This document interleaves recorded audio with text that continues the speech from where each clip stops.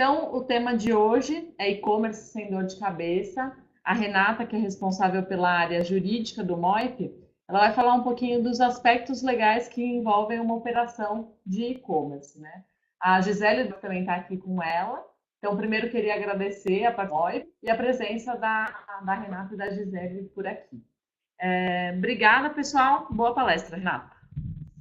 Obrigada, Patrícia. Boa tarde, pessoal. Tudo bom? Eu estou aqui com a Patrícia da Fast Commerce e com a Gisele da área de parcerias do MOIP, área comercial, para ajudar a gente aqui nesse bate-papo.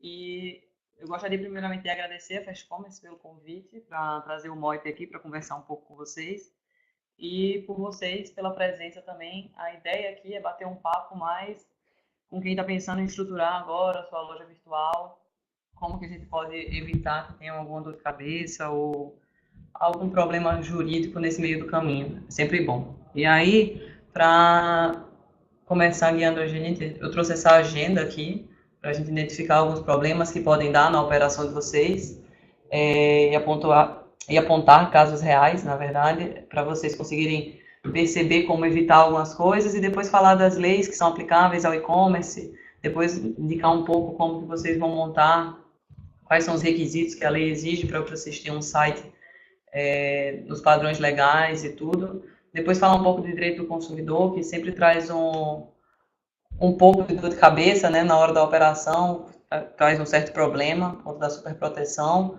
mas que vocês vão entender que tem uma razão de ser. E depois como que a gente pode evitar esses problemas na operação de vocês. E ao final, a gente vai responder várias dúvidas que vocês venham a ter com a gente, vou deixar aqui os contatos, também, se vocês quiserem saber um pouco mais depois sobre o MOIP, como a gente pode auxiliar nessa operação de e-commerce de vocês, de estruturação da loja, a Gisele está aqui para isso, e vamos começar agora o nosso conteúdo. Espero que vocês tirem bastante proveito disso e podem espremer de perguntas no final. Vamos lá. Então, quais são os maiores problemas que um e-commerce pode ter do ponto de vista jurídico, tá? A gente trouxe aqui para vocês verem o top 5 de reclamações por ser intermediador de pagamento. A gente acaba lidando com vários tipos de e-commerce e a gente consegue filtrar vários problemas que vocês enfrentam na operação de vocês. A gente conseguiu fazer esse filtro aqui. Então, vocês têm problemas normalmente, seja no atraso, produto com defeito, a incompatibilidade das informações do produto com o produto efetivamente entregue. Tem problema também com a cobrança indevida ou imprevista, e mais na frente a gente vai ver como isso. Com fraudes, ou seja, o uso do cartão não autorizado, uma chamada autofraude, que depois eu vou falar um pouquinho melhor sobre isso. E também com negativação indevida e segurança e coleta de dados. São basicamente os 5 problemas que a gente tem na operação de e-commerce e são bem corriqueiros, na verdade. Então é importante que vocês tenham eles em mente, para que na hora que vocês forem planejar o negócio de vocês, vocês consigam prever como evitar. E aí, vou trazer para vocês as regras que estão por trás desse e-commerce. Então, tipo, qual é o arcabouço jurídico que está aí embasando toda a operação de e-commerce de vocês. Tá? Perfil dos e-commerce, só para que vocês tenham em mente, não todos que se aplicam o CDC necessariamente, que é o Código de Defesa do Consumidor. Alguns modelos de negócio são B2B, outros são B2C, outros são C2C, enfim, temos uma infinidade de modelos de negócio e à medida que eles vão, as regras que incidem sobre eles também vão alterando. A ideia aqui é trazer mais um panorama geral, e aí se vocês tiverem alguma dúvida, algum questionamento, pode ficar à vontade para entrar em contato e a gente começa a conversar sobre problemas específicos. Mas, no geral, o Marco Civil da Internet, que foi a lei que veio para regulamentar todos os dispositivos e todas as plataformas online, toda a acessibilidade via internet, conhecido também como a Constituição da Internet.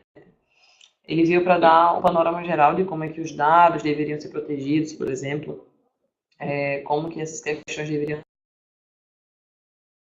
ser olhadas. Então, o Marco Civil ele é aplicável para todos os meios de pagamento, disponíveis na internet, todos os sites, por assim dizer, se o e-commerce ou não. Então, esse é um bom ponto para a gente começar a observar. Temos o Código de Defesa do Consumidor, que, como eu falei, eles são aplicados nas relações que necessariamente na ponta e por consumidor a gente vai entender que é a maioria dos tratá-los como um grande ponto de atenção aqui nesse webinar. Temos o Decreto Federal 7962, que é o decreto que regulamentou o e-commerce, porque lá atrás, quando o CDC foi lançado em 90, não tínhamos a amplitude que o e-commerce tem hoje em dia. Então, recentemente, em 2013, foi lançada uma lei voltada exclusivamente para esse ramo. E temos também, de forma ampla, o Código Civil, que ele vai delinear todas as outras situações que essas 3 leis anteriores não pegaram. E temos aqui um bom panorama jurídico que vai acontecer. E aí, o que você deve observar na hora de montar o seu site, certo? Com base nessas leis que a gente acabou de falar, o que você precisa necessariamente ter para que o seu site esteja dentro dos parâmetros legais e você não venha a ter nenhum problema, nenhuma dor de cabeça, que é o que a gente está tentando evitar aqui, com esses órgãos reguladores, ou com o consumidor, ou com o governo propriamente dito. Então, temos aqui a questão da identificação. Tudo que, quando você pensar em consumidor, em informação, tem que pensar em tornar isso o mais claro possível. Quanto mais identificável você estiver, o nome da sua empresa, o CNPJ, o CPF de quem é responsável por aquela operação estiver, melhor. Mais transparência a gente vai estar dando para o consumidor e mais legal isso vai ser. Ou seja, quanto mais acesso a dados da sua loja você conseguir passar, melhor, porque isso vai garantir uma segurança para o consumidor, que caso ele tenha algum problema na compra, ele conseguirá lhe acionar para tentar reverter. Então, para isso também, na hora dele lhe acionar, ele precisa ter o endereço físico e o endereço eletrônico do seu site. Isso é extremamente importante e tudo isso é requisito legal. Pela lei, pelo decreto do e-commerce, precisa ter na sua página. Repassar sempre as informações também claras e precisas, ou seja, na hora de você anunciar um produto, quanto mais clareza você tiver, quanto mais precisão você tiver, indicando aquele produto, menos frustração o consumidor vai ter na hora que ele receber o produto e menos chance dele não querer ou ter algum desacordo comercial nessa operação. Outra questão é o uso do site. Por lei, é requisito que todos os sites tenham uma questão de política de privacidade, termos de uso, e isso é uma questão bem mais técnica do que comercial. Então, às vezes, você integrar numa plataforma como a Fast Commerce e várias outras, você já pula essa etapa, porque eles têm a própria política de segurança e privacidade no site deles, e você acaba integrando isso também na sua operação. É importantíssimo que vocês disponibilizem o contrato de uso e serviço, porque com um resumo das informações importantes, ou seja, o prazo, a garantia, a forma de devolução, como fazer um estorno, todas essas questões vocês conseguem e precisam deixar claros para o consumidor, porque na hora que aconteça qualquer desentendimento, é importante que eles tenham posse dessas informações. E é bem técnico essa questão aqui, mas como eu estava falando, o intuito é a gente tirar um pouco da dor de cabeça de vocês e trazer um pouco mais de clareza do que vocês precisam, porque a gente sabe que quando está no sonho de construir a própria loja e quando vai fazer isso para acontecer, tem muito um atropelo e passa por cima de questões regulares e mais na frente vocês vão acabar tendo que voltar para esse ponto novamente para ficar de acordo com o que precisa. O próximo ponto fala da compra, que a gente precisa implementar uma etapa de confirmação antes de efetuar a compra, ou seja, o próprio CDC, assim como o decreto do e-commerce, eles pedem que vocês cuidem quase do consumidor para que eles não façam compras impulsivas. Eu sei que isso é extremamente relevante e seria muito bom para os e-commerces, para lojas virtuais, porque aumentaria a conversão, só que justamente para evitar essa falta de capacidade do consumidor, que é assim que o CDC trata, eles pedem que a gente confirme novamente se ele quer realmente comprar aquele determinado produto ou aquele determinado serviço. Pelo decreto também é importante que a gente disponibilize um saque e ter regras de atendimento, ou seja, é importante que a gente tenha um canal eficaz que consiga dar vazão às reclamações dos consumidores e que a gente consiga ser eficiente nesse canal. Dentro disso, a gente também tem que ter as regras de como é que vai ser o direito de arrependimento.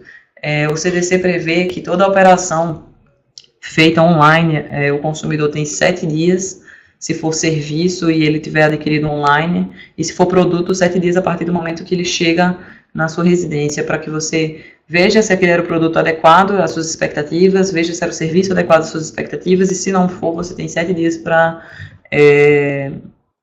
exercer o seu direito de arrependimento. Que isso é basicamente por conta da alteração da dinâmica, que antes você iria na loja, escolheria o produto exatamente como você queria, e agora não, a gente está levando isso para o mundo virtual, e para garantir a segurança do consumidor, o CDC trouxe essa previsão desses 7 dias. E esses 7 dias normalmente trazem muita confusão de quem que vai arcar com os custos de quê, e isso é um ponto que normalmente traz uma certa dor de cabeça para os lojistas, e pela regra do CDC, que o consumidor não pode ter nenhum custo. Então, se ele se arrependeu nesse prazo de 7 dias, quem tem que arcar com o frete, quem tem que arcar com todos os impostos já recolhidos e tudo, quem toma o prejuízo é mesmo a loja virtual, por mais injusto que isso pareça. Tem que ter muito claro também as regras de devolução e estorno, as regras de compras coletivas, então quantas pessoas, qual o máximo de pessoas que vão poder aderir àquela compra coletiva, qual o prazo para elas adquirirem isso, qual o prazo para elas usarem aquele ticket comprado, e isso tudo tem que ficar extremamente claro para o consumidor. Então, a gente acabou de passar pelas regras do que você precisa ter para montar o seu site online. É muita coisa do ponto de vista do empreendedor. O jurídico serve apenas para burocratizar a operação, mas por trás, na verdade, ele está tentando dar uma segurança maior para o mercado consumidor brasileiro, e eles tentam evitar problemas maiores que seriam repassados para o hipossuficiente da relação, que é assim que eles chamam. Então, quais seriam esses direitos do consumidor? Tá? O CDC ele traz alguns princípios, só para vocês entenderem como é que eles desenham a figura do consumidor aqui. Eles trazem princípios, eu vou falar para vocês os nomes técnicos, mas eu vou explicando logo na sequência, e aí ao final, se vocês tiverem alguma dúvida novamente, fiquem à vontade para questionar e fazer uma sabatina aqui sobre os temas, que o ideal é que vocês saiam com isso tudo 100% esclarecido e 100% entendido. Então, o princípio da vulnerabilidade é um princípio que ele trata o consumidor como o mais fraco da relação entre o consumidor e a empresa que ele está adquirindo o produto ou serviço. Então, por conta dessa incapacidade técnica ou financeira ou alguma incapacidade que ele reconheça, o CDC protege, sim, a figura menor, que é o consumidor. O princípio da informação é o princípio de que todo consumidor tem direito a ter acesso sobre tudo aquilo do produto, de forma clara, precisa, como a gente já falou anteriormente. E aí, na sequência, o princípio do dever governamental é basicamente o CDC trazendo para o Estado o papel de regular o mercado, de olhar se o consumidor está sendo protegido, de criar, vamos supor, autarquias, de olhar para o cenário brasileiro e tomar atitudes no sentido de regular o mercado para proteger, novamente, voltando para o princípio da vulnerabilidade, para proteger o consumidor. O princípio da vulnerabilidade, só para vocês entenderem, toda vida que vocês forem pensar em como orientar a operação de vocês, tenham sempre em mente que o consumidor, aquela frase já conhecida, que o consumidor tem sempre razão, o CDC vem para reforçar isso. Ele vem para dizer que, no fim das contas, há uma probabilidade muito grande do consumidor ter razão, porque ele é a parte mais fraca e na hora de proteger alguém, o CDC vai proteger o menor, e aí tem esse princípio do dever governamental, que é para garantir que o Estado vai conceder essa proteção para o consumidor. O princípio da boa-fé, ele está aí para garantir que as partes vão se relacionar pautados na boa-fé e na lisura, ou seja, todos com verdade e com transparência na relação. E ele também garante que, caso no seu contrato com o consumidor seja repassado alguma cláusula abusiva, alguma cláusula que seja onerosa em excessivamente para o consumidor, ela será com uma cláusula nula, justamente por conta desse princípio da boa-fé. O princípio da garantia e adequação garante que todas as demandas do consumidor serão atendidas, porque os e-commerces deverão justamente se adequar a essa realidade. O princípio do acesso à justiça, o CDC veio para garantir que o consumidor irá sim ter várias formas de acionar o Estado, como eu falei, justamente como esse terceiro princípio, para resolver os seus problemas. E aí, mais na frente, a gente vai ver quais são as formas que o consumidor pode acionar o Estado e quais são as formas que essas informações chegarão para vocês na hora que vocês tiverem algum tipo de questão com o consumidor. O princípio de coibição e repressão aos abusos também tem muito a ver com o princípio da boa-fé e o princípio da vulnerabilidade. Isso é o CDC garantindo e tendo medidas eficazes de repressão a qualquer abuso que o e-commerce e a loja virtual venham a cometer. E aí vou fazer um retrocesso aqui, não só o e-commerce, porque o CDC abrange a loja física também, então ele está tentando coibir todo e qualquer abuso repassado do lojista ao consumidor. Na sequência, eu queria focar aqui no princípio da vulnerabilidade, para trazer para vocês, como eu falei, ele é o grande orientador do CDC e de todas as relações do consumidor, tá? E aí ele vem trazer algumas coisas que é extremamente importante que vocês saibam, pelo menos o conceito básico na hora que vocês vão ter que enfrentar uma lide com o consumidor, tá? Quando um consumidor acionar vocês por entrega do produto, algum defeito no produto e na prestação de serviço, qualquer que seja um dos tópicos que a gente levantou lá em cima, por fraude, por cobrança indevida e tudo mais, é previsto que a inversão do ônus da prova, o que é esse termo técnico aqui para vocês entenderem de forma mais clara. A inversão do ônus da prova, ela é basicamente quem que vai provar que está certo ou que está errado. No Código de Processo Civil Brasileiro, no anterior, que foi o que o CDC tomou como base, era previsto que quem alegava o fato constitutivo, ou seja, quem alegava que o produto estava com defeito ou que o produto não chegou, era quem deveria prová-lo. E aí, com o CDC, ele veio para alterar essa dinâmica, ou seja, o consumidor alega que não recebeu o produto, o ônus de comprovar que o produto foi entregue é do lojista agora. O consumidor alega que o produto deu um defeito, quem tem que provar que aquele produto, em condições normais, não daria um defeito é o lojista. E aí essa inversão traz uma nova dinâmica para essa relação. O princípio da vulnerabilidade traz também a possibilidade de modificação de cláusulas excessivamente onerosas ou abusivas. Como eu trouxe anteriormente, se você está repassando um custo muito alto para o seu consumidor e essa cláusula é manifestamente excessiva, ou seja, o custo deveria ser mitigado, ou deveria ser arcado pelas duas partes, ou o custo não faz sentido para a operação, essa cláusula pode ser sim tornada nula, justamente por conta do princípio da vulnerabilidade, da boa-fé e da junção de vários outros. Aqui temos também a possibilidade do consumidor escolher a forma que ele vai ter reparado, ou seja, sempre que houver um vício no produto e ele detectar, ele tem 3 opções para ele repor esse valor. Ele pode pedir abatimento do preço pelo produto estar com defeito, pelo produto ou serviço ter sido prestado com defeito.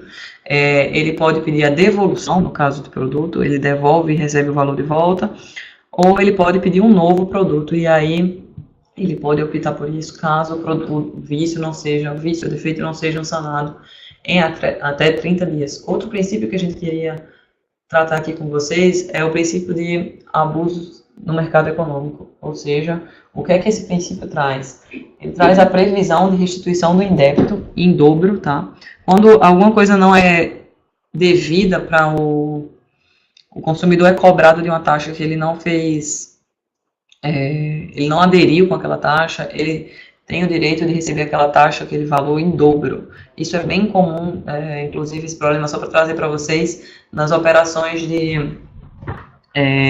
com as telecoms e tudo, elas normalmente têm muito problema nessa área, que elas saem enviando cobranças sem qualquer filtro, e aí acaba que eles são acionados à justiça por conta disso, porque a cobrança era indevida e eles têm que pagar o valor em dobro. Outro problema que tem, para que eles tentam evitar pelo CDC com abuso de mercado, é a estrita vinculação às ofertas e à publicidade. Como que funciona isso? Todo produto e serviço que vocês ofertarem na internet, todas as condições dele, todas as qualidades e as características deles têm que ser exatamente as descritas no site. Na hora que o consumidor receber o produto, ele tem que conferir com o site se é a mesma experiência que ele quis ali aderir, que ele quis ali comprar. E aí, essa vinculação, caso ela não seja observada, o consumidor tem direito de reclamar na justiça ou no PROCON pela restituição ou para não pagar por ela. E aí, além disso, todo o valor ofertado, ele também deve ser cumprido. Então, se um produto foi anunciado por valor X, e o valor X é R$100 abaixo do que você deveria cobrar normalmente, infelizmente, quem terá que arcar com esse prejuízo será o lojista que anunciou, porque o consumidor trabalhou na expectativa de receber aquele produto por aquele preço que foi anunciado. E só para vocês entenderem também como que o direito funciona e como é que ele embasa tudo isso, o direito trabalha muito com as expectativas. Então, quando o consumidor teve a expectativa de receber aquele produto com aquela determinada característica, ele tem o direito de esperar por ela, e caso seja frustrado, isso gera um certo tipo de dano nele. E aí o direito vem proteger essa figura e garantir que ele vai receber de acordo com o que ele estava esperando. Na sequência, como é que o consumidor, ele teve um problema que afetou esses princípios que a gente falou lá em cima, como que ele vai procurar por esses direitos dele?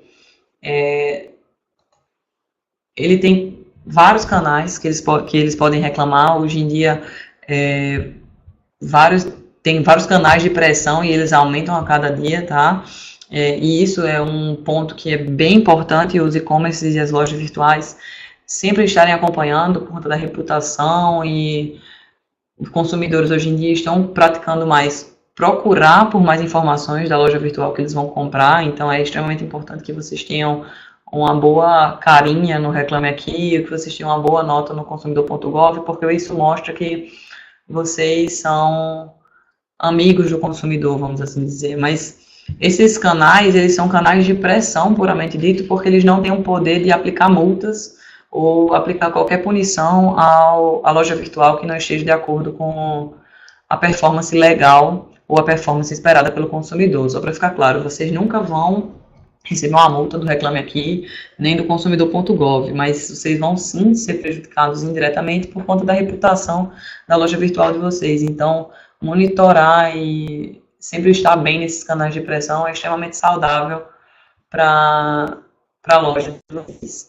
Outro canal que os consumidores normalmente costumam muito procurar é o PROCON, tá? E o PROCON é uma via administrativa, ou seja, não é as vias de fato do judiciário, mas ele também serve para proteger o consumidor.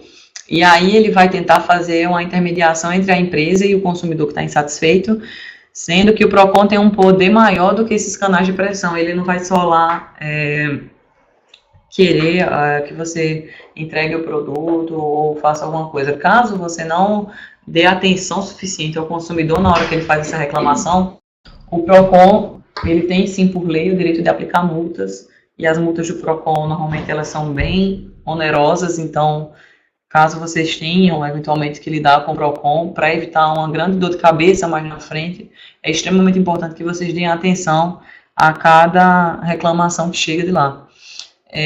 Depois nós temos os órgãos judiciais, que aí o CDC traz isso mais para a realidade, quando ele vai tratar dessas pequenas causas, e aí também junto com a lei do juizado especial. E o juizado especial normalmente é uma via bastante eleita pelos consumidores, porque lá você não precisa de um advogado constituído até o valor de 20 salários mínimos. Normalmente as demandas do consumidor elas não alcançam esse valor, mas é bem normalmente mesmo, porque depende do produto contratado, do serviço ou do dano gerado e o dano que o consumidor sentiu que ele teve que suportar. Então, o juizado especial é uma alternativa para o consumidor tentar ver o seu pleito garantido.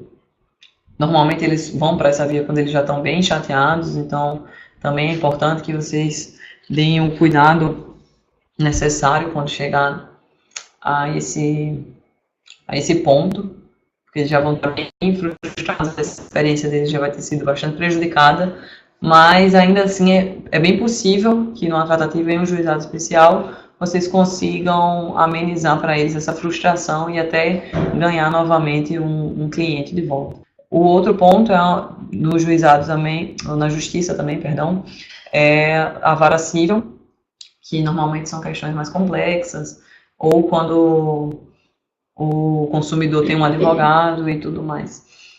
Mas também segue o mesmo modelo do juizado, que é basicamente o Estado dizendo quem que está certo, quem que está errado, exercendo o poder jurisdicional deles. Aqui, eu trouxe para vocês mais ou menos quais as consequências da ação dos consumidores sobre o negócio de vocês, ou seja, quando eles entrarem com reclamação, quando eles ficarem chateados, o que é que isso pode acarretar para a sua loja virtual? E como que vocês vão lidar com isso? Como prever isso? Então, quando o consumidor se frustra na relação comercial que ele vai ter com a sua loja virtual e ele aciona o PROCON ou ele aciona o juizado, muito provavelmente, se ele tiver certo, se você tiver falhado em algum ponto na operação, vocês terão que arcar com o custo de uma indenização, e aí, dependendo da seara, dependendo de qual categoria, se for juizado, se for vara civil, vai ter um valor também de honorário, ou seja, um valor que vocês vão gastar com advogado também, vai ter, se for no caso do PROCON, o pagamento de uma multa, caso vocês não sanem, não resolvam o problema do consumidor. E aí, isso também é bastante excessivo, muito oneroso para o e-commerce. Então é importante que vocês tenham em mente que a operação ela tem que ser o mais correta possível, porque qualquer problema que dá, ele vai bem além do que só o valor do produto. Normalmente os juízes, quando eles chegam a analisar alguma coisa em sede de juizado ou de vara civil, eles tendem a não só devolver o valor do produto, mas também a colocar um valor a mais, que é do chamado dano moral, ou seja, é quando o consumidor ele queria aquele produto daquela certa forma que foi anunciado e a expectativa dele, como eu falei para vocês, foi frustrada e aí ele ficou emocionalmente prejudicado, que é assim que eu dando uma das vertentes do dano moral. E aí o juiz tenta compensar financeiramente ele por conta dessa frustração que ele teve. Outra coisa que, como eu falei para vocês, bem ligada ao canal de pressão, é o que é mais claro, porque é mais difundido na internet, mas também pode ser visto no PROCON ou no próprio juizado, é uma reputação prejudicada do seu e-commerce, que isso afeta as suas vendas diretamente. E outro ponto é que a insatisfação do consumidor com um produto prestado, com um produto ou serviço prestado, pode acarretar um chargeback. O chargeback que é um problema recorrente nos meios de pagamento, porque é basicamente quando o consumidor vai lá no banco emissor do cartão dele e contesta a compra, ou seja, ele não reconhece aquilo que ele comprou, e aí isso pode ter várias causas. Só que isso também prejudica a operação de qualquer loja virtual. E aí, como que a gente faz, então, para evitar esses problemas? O que é que a gente falou agora de muitos pontos de dor de cabeça, quais que são os direitos do consumidor, para que fique claro para vocês o que é que vocês vão ter que observar. E aí a gente vai trazer para vocês de forma bem clara e bem didática, na verdade, como é que vocês vão fazer para evitar isso. Então, como eu falei para vocês, a questão da inversão do ônus da prova, ou seja, quem tem que provar o quê,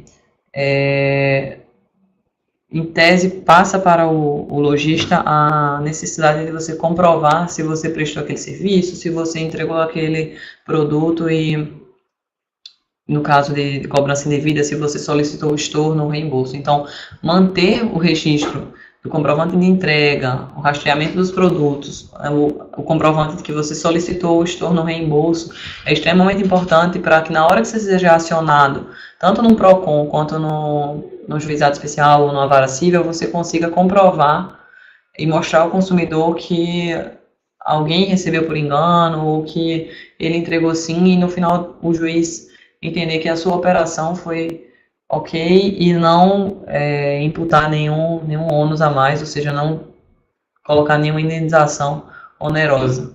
Sempre preste a informação clara no e-commerce, porque lembra, qualquer expectativa criada e frustrada, normalmente o direito protege isso e ele vai tentar, o consumidor tem todo o direito de tentar reverter essa frustração em uma compensação financeira. Manter os registros de cancelamento e adotar as diligências para garantir que a devolução foi feita no cancelamento. Isso é extremamente importante, só que isso também pode ser operacionalmente muito difícil. Então é para isso que existem aqui os intermediadores de pagamento. Essa é uma das coisas que a gente pode ajudar vocês nisso.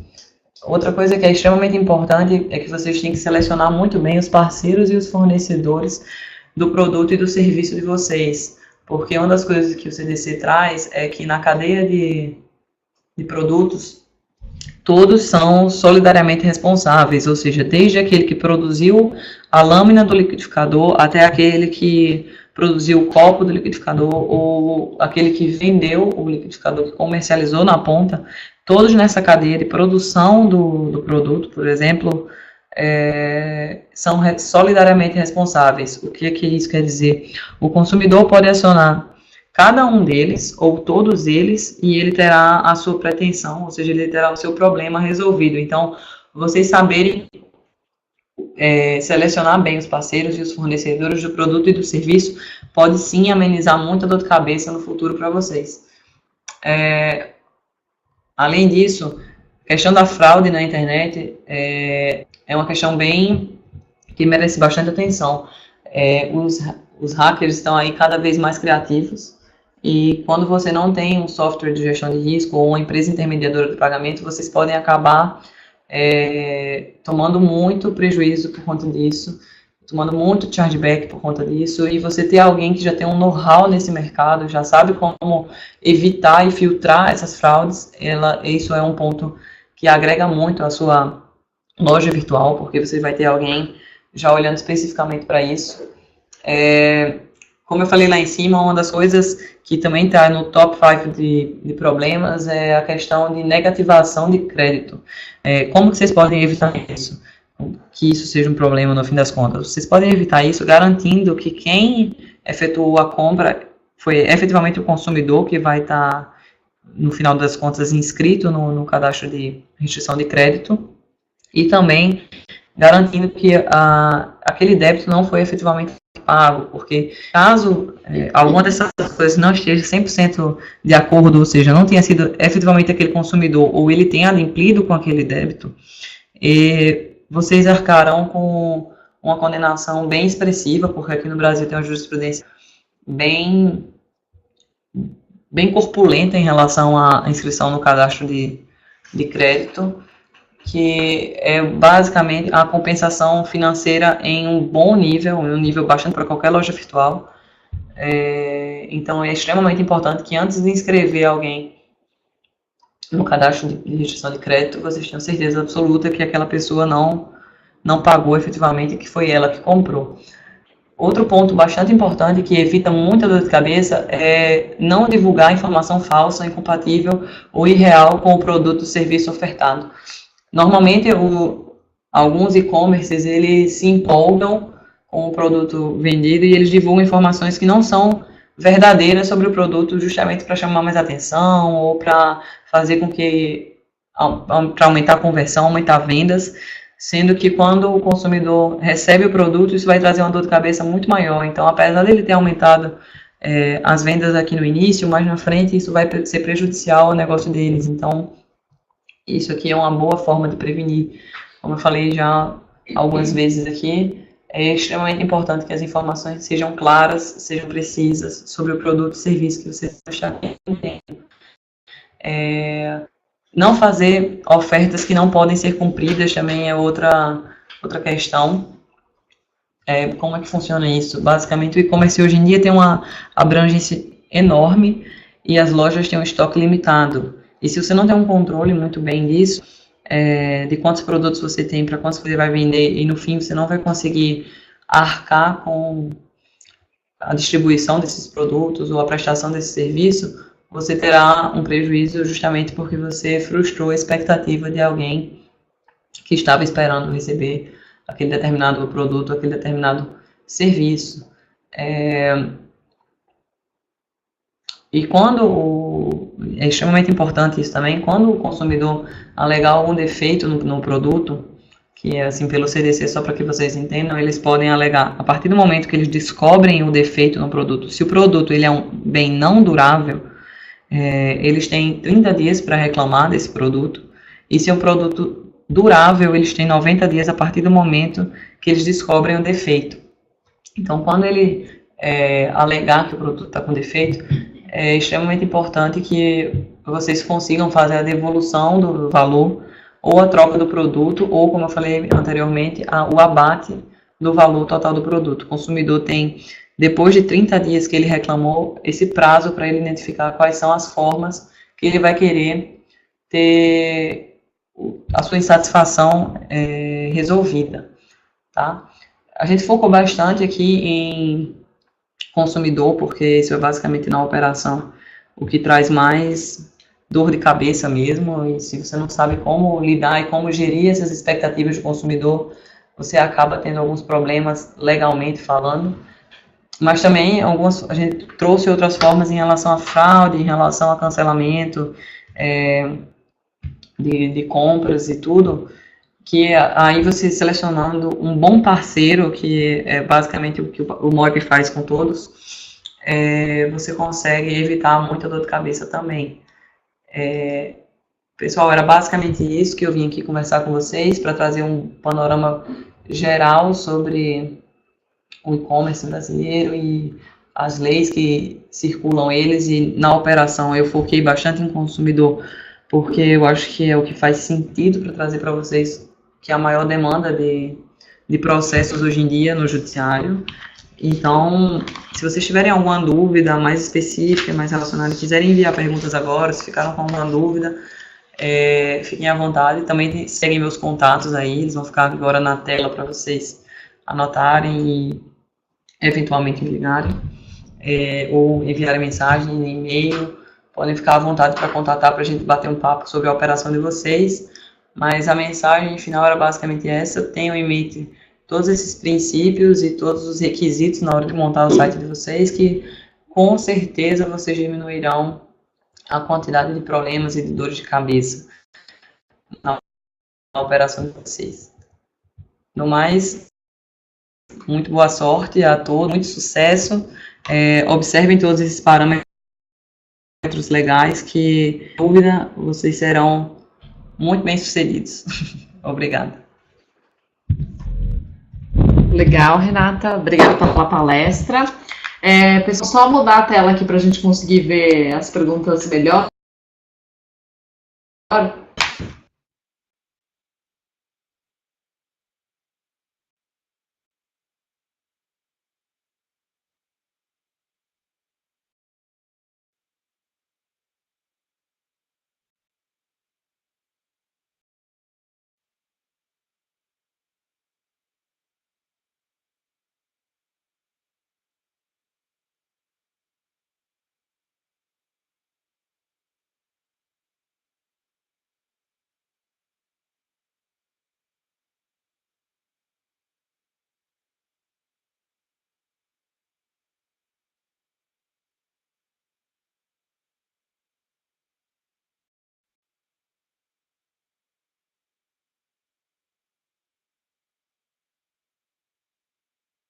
Bom, pessoal, a gente vai começar aqui a divulgar as primeiras perguntas. A primeira é do André.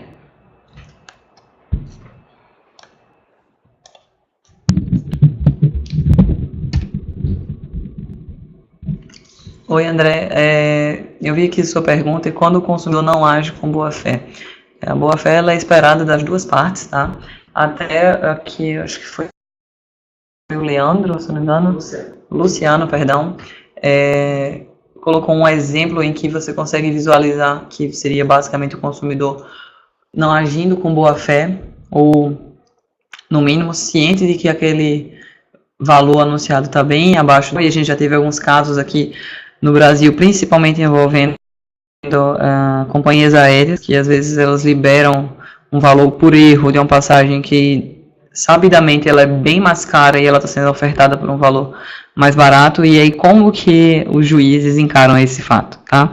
Esse ponto ele é bem polêmico, na verdade, e divide entre os juristas, mas no geral os juízes entendem que quando o valor ele é manifestamente abaixo do normal, ou seja, se um produto é 10 mil reais e ele está sendo vendido a 10 reais, o consumidor deveria ser aquele valor não é o real para o produto, então ele não poderia ter criado a expectativa. E lembra o que eu falei, a expectativa é o que move, o que calibra o direito.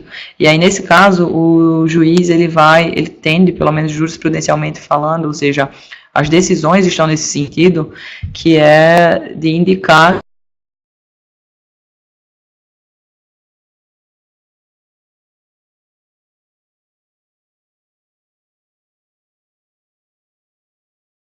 que a oferta não deve ser ida, então a loja não precisa, porque isso gera normalmente um burburinho, e aí elas querem arcar com esse valor por conta do impacto provavelmente positivo que isso vai trazer nas próximas vendas, do que em cancelar todas as vendas. Mas pela jurisprudência é possível que sim, que a loja cancele, e aí caso o consumidor queira acionar na justiça, vocês têm essa jurisprudência a favor.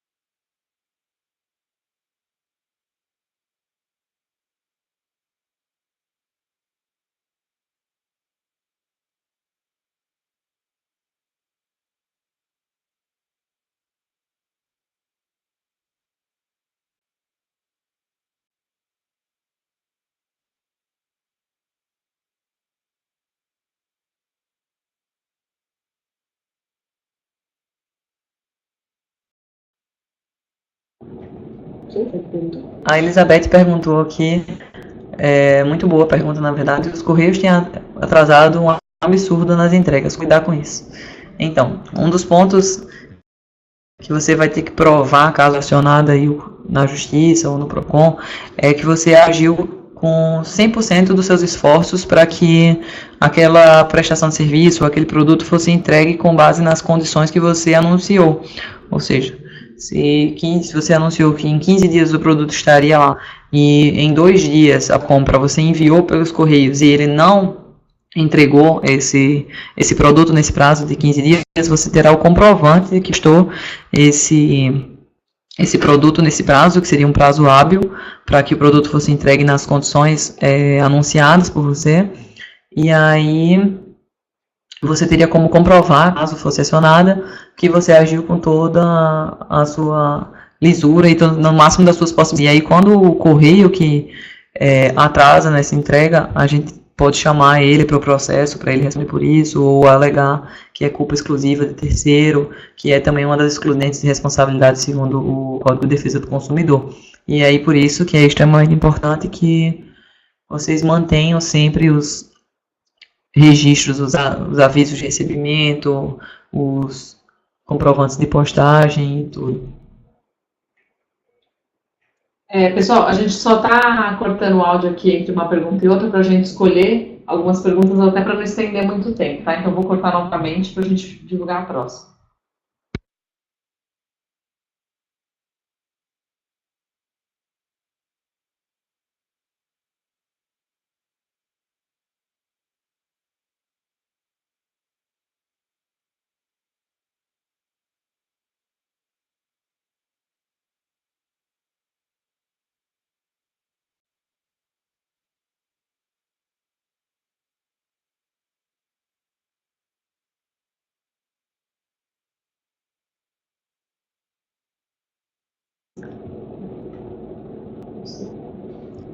Oi, Luciano.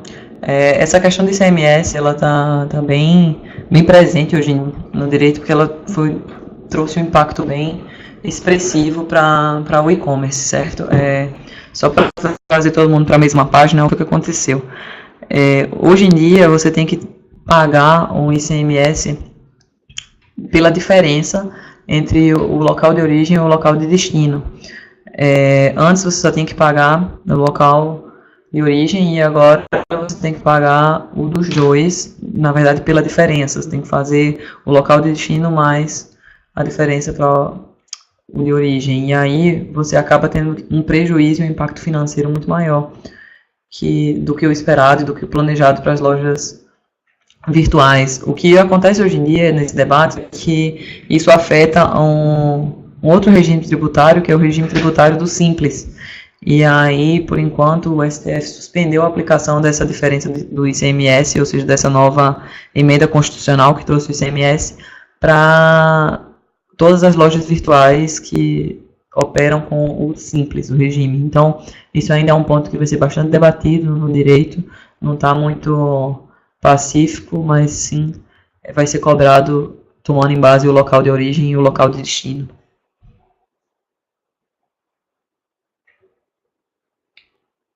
Outra questão aqui que o Paulo Costa trouxe é relativo a meio de pagamento, e ele usa como exemplo aqui o PagSeguro, tá? Como isso é nossa expertise, a gente resolveu trazer aqui para vocês quem que vai ser responsável por essa fraude, mas na verdade, Paulo, eu não tenho como lhe responder em relação ao PagSeguro, porque isso é uma questão que você vai ter no seu contrato exclusivamente com ele, mas eu tenho como lhe falar como que funciona a dinâmica do mercado. E aí, quando acontece um chargeback, ou seja, oriundo de uma fraude, as intermediadoras de pagamento, normalmente, elas recebem o comunicado dessa fraude, tá? E aí, elas tentam reverter ou elas tentam comprovar que agiram com toda a diligência para evitar essa fraude. E aí, justamente como vai ser delimitado de acordo com o programa que você tem com o PagSeguro ou com a sua empresa intermediadora, é que isso vai dizer se você vai ser responsável por essa fraude ou não. No geral, contratar um intermediador de pagamento é bom porque eles conseguem filtrar mais essa fraude. Eles têm vários serviços de gestão de risco associados na prestação de serviço deles, na intermediação do pagamento, que conseguem detectar um número maior de fraudes do que deixar passar. E caso uma fraude passe, e aí como eu lhe falei, não há nenhuma definição legal, ou seja, por lei do que é que vai acontecer, apenas contratual entre a sua relação com o seu intermediador de pagamentos. No caso do MOIP, falando, dependendo do seu tipo de produto, a gente tem um programa chamado Venda Protegida, que está muito atrelado à sua performance e à sua comprovação de entrega de um produto. E aí, nessas condições desse programa Venda Protegida, o responsável seria o MOIP, porque ele entende que seria mais um produto que ele vende para o lojista que está associado a ele. Mas, como eu lhe falei, isso é uma questão contratual. E nessa questão do Venda Protegida, caso alguém não se enquadre no caso do MOIP do Venda Protegida e seja uma fraude que não tinha como o MOIP detectar, porque foi uma tecnologia nova, e aí todas essas questões estão sempre de adaptação, e a internet traz muito esse viés de que a fraude ela tem como ser amenizada, mas nunca 100% impedida, e aí não sendo abarcado pelo programa Venda Protegida, sim, seria responsabilidade do do vendedor, na verdade, não seria nem do consumidor. Mas, novamente, eu não tenho como responder a sua questão especificamente, porque eu não sei qual foi o seu contrato com o PagSeguro, mas acho que você olhando isso especificamente, você consegue analisar de quem será a responsabilidade no final. Pessoal, vou cortar novamente para a gente selecionar as duas. As perguntas estão na fila aqui, o Jairo até tinha perguntado se a gente recebeu a dele, recebemos sim, Jairo, tá aqui na fila. E eu coloquei o link de uma palestra que a gente realizou aqui no Fast Commerce, só falando de ICMS, que a Renata até comentou, quem tiver interesse é só acessar o link.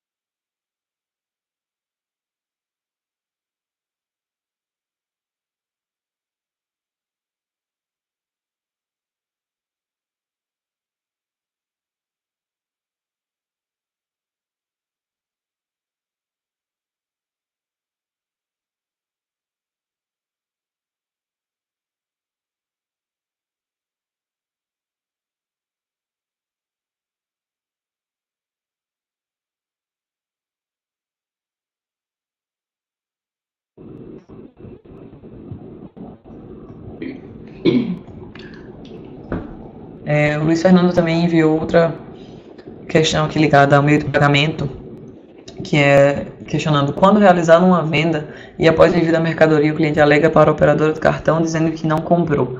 Não tem como a loja recuperar este valor? Luiz, lá no Moip a gente sempre que recebe um chargeback, a primeira coisa que a gente tenta fazer é recuperar esse valor ligando para o cliente que efetuou a compra, que a gente faz essa tentativa de reversão de um chargeback em razão disso.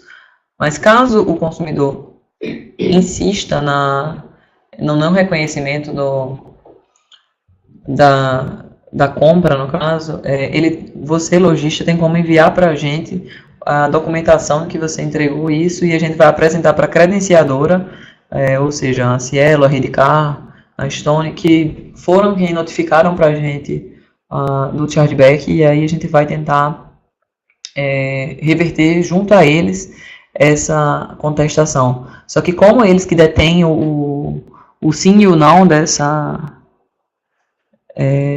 reversão, a gente não tem como garantir que você conseguirá reverter e recuperar este valor.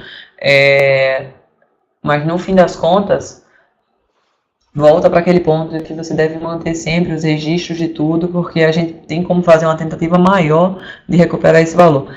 Caso o consumidor continue alegando, a gente reconhece isso no mercado como uma chamada autofraude, que é basicamente a Renata comprou na sua loja virtual com o cartão da Renata, no endereço da Renata, com todos os dados verdadeiros da Renata, e chegou na minha casa e ainda assim eu quis contestar. Esse tipo de fraude ela é muito difícil de ser detectada, até porque tem um know-how, então ela é bem mais sensível.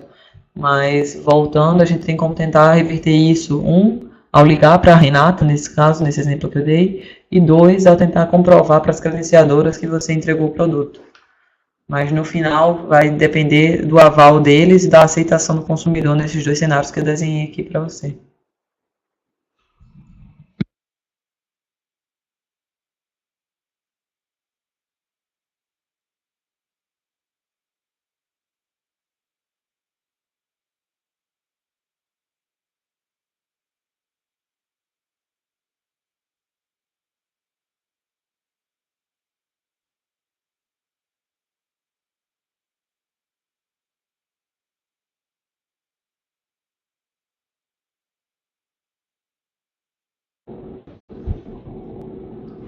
Bom, pessoal, para finalizar, como a Patrícia tinha dito, a pergunta do Jairo está aqui.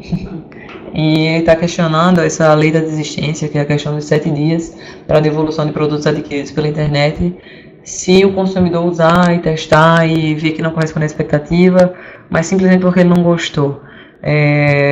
Ainda assim ele vai poder chamar essa lei da desistência para dizer que não quer mais o produto?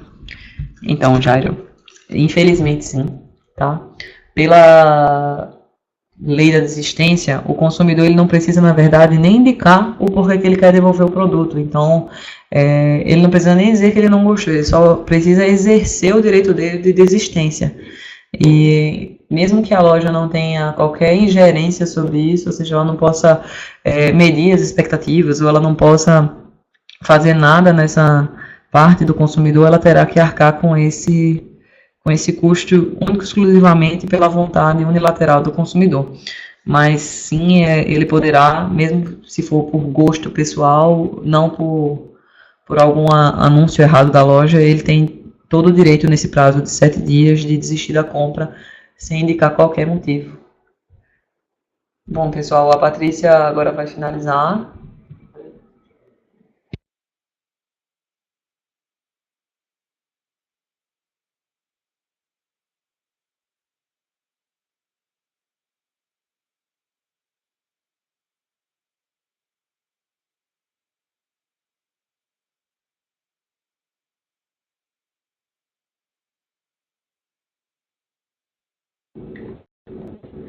Oi, Jairo, assim, mesmo depois de usar e abrir, ele tem esse prazo de 7 dias para, sem nenhum motivo, sem nada aparente, ele dizer que não gostou. Na verdade, a questão do uso, dependendo do tipo de produto, ele vai ser um pouco mais questionável.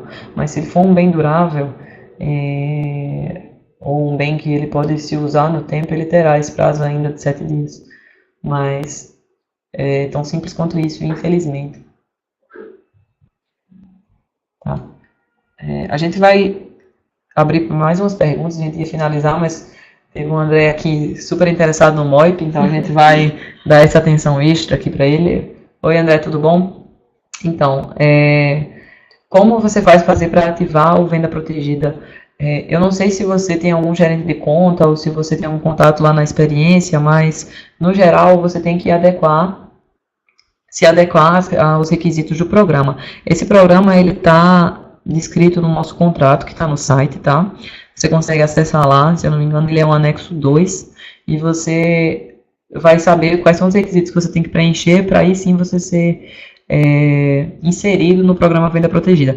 Caso você esteja 100% de acordo com todos os requisitos, você pode entrar em contato com o pessoal do Moip via a área de experiência ou a área de relacionamento e solicitar que esse programa seja aplicado para a sua loja virtual, tá bom?